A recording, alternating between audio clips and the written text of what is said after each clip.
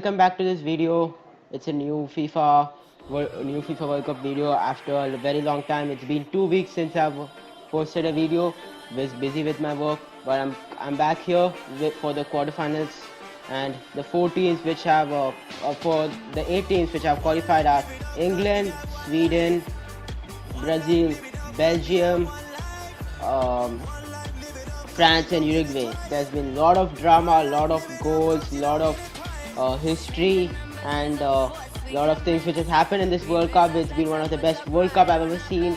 Some teams just performing, showing the passion, showing the intent to come forward, score goals, knock out good teams. It's been a really good World Cup and a really good games which I've watched.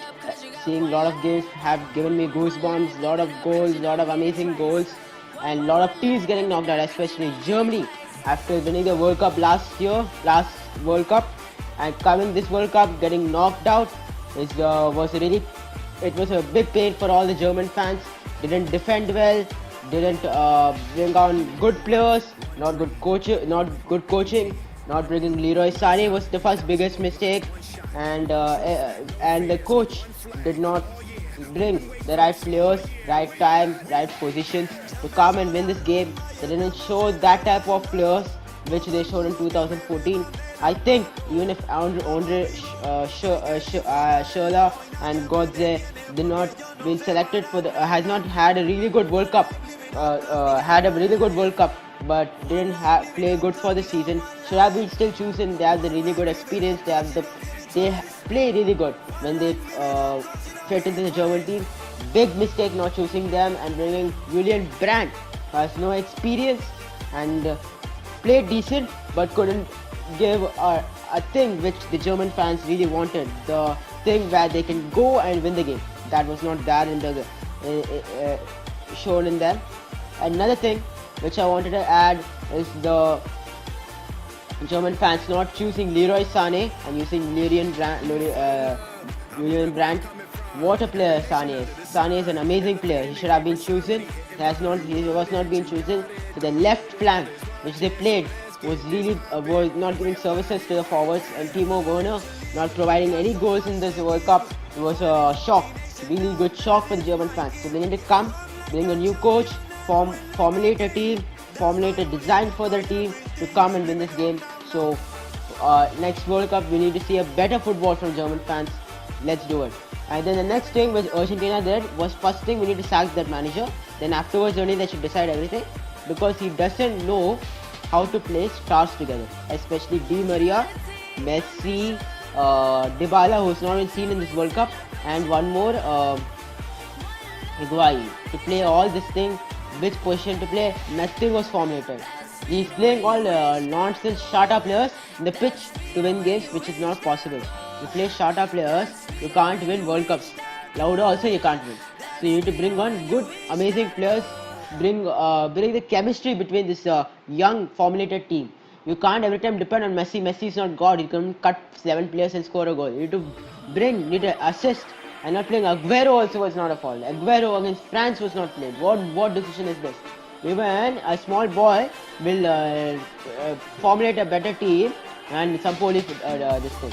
If a mentally retarded person knows how to formulate a better team than Sampoli, that guy should be sacked. He doesn't know how to play good players.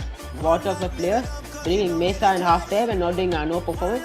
Bringing Mesa instead of Dybala was the most shittiest decision I've seen in this history of this World Cup, history of football, and further football analysis. Will everyone talk about this? Not bringing good players, especially when you're having amazing players and not playing against France was just shame. You just smashed your ass out of everyone, France. So that was a disappointment. Well, amazing matches. There were amazing matches. England going forward, Kane bringing the team to the semi-finals. Hope he'll have a good season.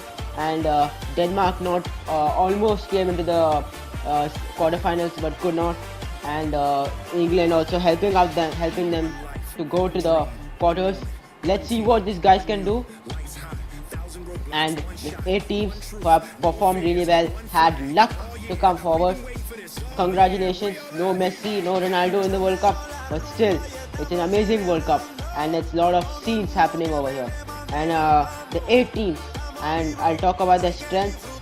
So let's talk about Uruguay. Their defense, Diego Godin, Jose Jimenez will play a really big part in that defensive area.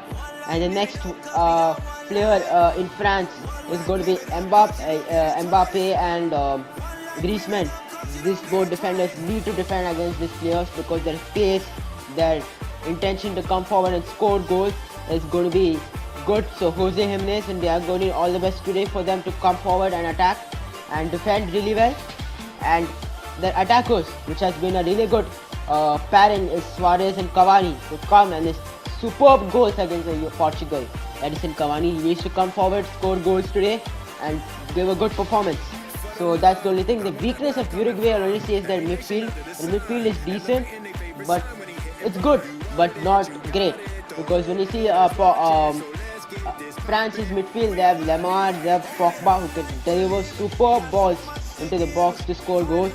So it's going to be really good, a hard task for the Uruguay midfielders, especially Bentancur, who's the experienced and a decent player in that midfield, who needs to come forward and show some experience to win against France. Not an experience and luck, and some smart decisions has been made from him. So all the best to these two teams. I'm going for a France win, which is going to be a 4-2 result. And the next match, amazing match, it's going to be Belgium versus Brazil. Belgium with a superb comeback against Japan after 2-0 down, coming back. That's the team which they showed. That's the team they know they can go forward. Having Hazard and De Bruyne is more than enough for them to qualify. It's really more than enough to go forward. And Brazil, who had played decent but not great, I would say. Have played decent but not great. So Neymar and Coutinho has to do something to win this game. The defense needs to be sorted, because I don't think it's a really great defense. Miranda is decent, but still he can perform better. But when you have Belgium forwards coming up front, when you have Hazard and De Bruyne and Lukaku coming forward and attacking, it's going to be a very hard task for the Brazilian defense. So it's going to be a thriller of a match. I don't know what type of tactics will this both player Tete do for his Brazilian team. So let's see what that guy does. It's going to be an amazing match. I'm going for a 2-2 and it's going to pens. So I'm not deciding who is going to win this match. It's going to the pens this match. I don't know if they're going to play defensive. If they play defensive, it's going to the pens. If any team plays attacking, if it's going attacking, I'm going to give this match to Belgium. It's going to win 2-0 or 2-2. 2-1 against Brazil. I'm a Brazilian fan, but I need to be a bit realistic. So let's see what happens. Next match is Sweden versus England, a must-win match for England. If they win this, they have a chance of winning against Russia and Croatia with the way they're playing. They have not been consistent, and they're dependent on only one player who needs to score goals is Kane. So if he doesn't score, who's going to score? That's going to be a big matter for them. A big challenge for them to go and show who they are. Can they do it without Kane? If Kane, there's a news being said he's a bit injured, he might not play, Vardy may come in. So let's see what the coach decides. If he's in substitutes in tomorrow's match, will Vardy step up or will Sterling step up? That's going to be a bigger question for England. If Kane plays, I'm going to give a win to England 2-0. But Sweden has won against Switzerland, and Emil Forsberg picking up in the right time. It's a World Cup, you can't predict anything. But still, it's going to be a thriller of a match. These 8 teams have played really good football. So I'm going to give a 2-0 win against this team. And the next match is Russia versus Croatia. But before I talk about this match, Russia, who played not great football, but they played smart football to win against Spain, who was the full favourites to win against that match, has lost against Russia and gone to the quarterfinals to face against Croatia. Great football. The host has done it.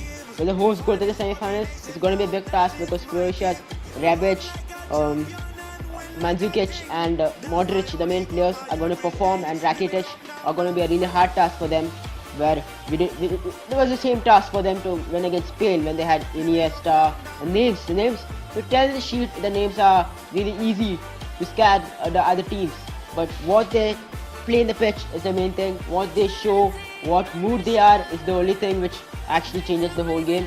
So let's see what these guys can do. All the best to Russia and Croatia for tomorrow's matches. So today's matches, thriller of matches, amazing World Cup. World is watching it. 1.1 billion fans watching, cheering for these players to come forward, score goals. Let's hope for a jam-packed, amazing matches for all these teams.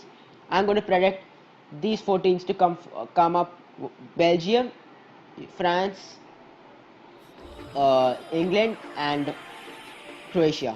So let's see what happens.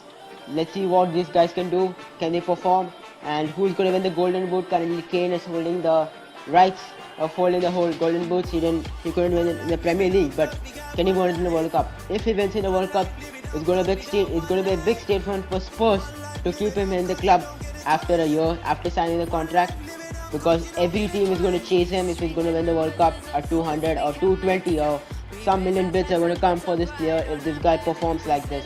It's going to be a very stressful job for Spurs to keep him, and leave about him leaving Spurs. It's a great player, intent of a player who can say, I will score goals, I will shoot. That's why I'm a big fan of him. When you show passion and concentration towards the game, a sport which is loved by everyone, then you need to support that player, and that